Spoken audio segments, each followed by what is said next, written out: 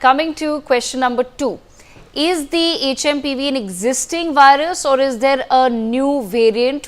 What we have learnt is that there is no widely reported new variant of HMPV, but it does have the ability to mutate over time, leading to newer strains. I want to bring in Dr. Sanjeev Bagai on this as well. Dr. Bagai, if you can perhaps share your thoughts on the same. What is it that the doctors community has learned so far about the cases that we see right now?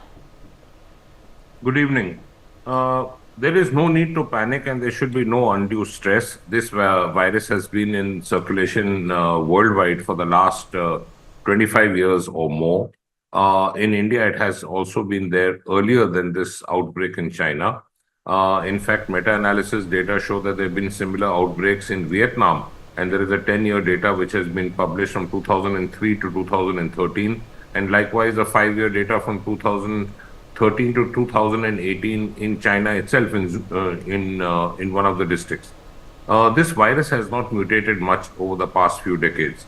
And the reason is that although it has the major proteins, the 9 major proteins, but it doesn't have the NSPs, the non-specific proteins. It doesn't also have the spike protein, which is the dreaded one in COVID. So it's much different. It is milder in presentation. The general thing is cold, cough, fever, wheezing, occasionally breathlessness, very rarely bronchitis and pneumonia. It involves children basically in the age group of 6 months to 12 months.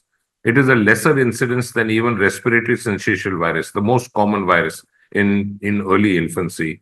And it's not as dreaded. The case fatality rate is very low worldwide. The virus, like I said, is not mutated. It is of 2 subtypes, subtype A and B. And A itself is of 2 types and B itself is of 2 subtypes.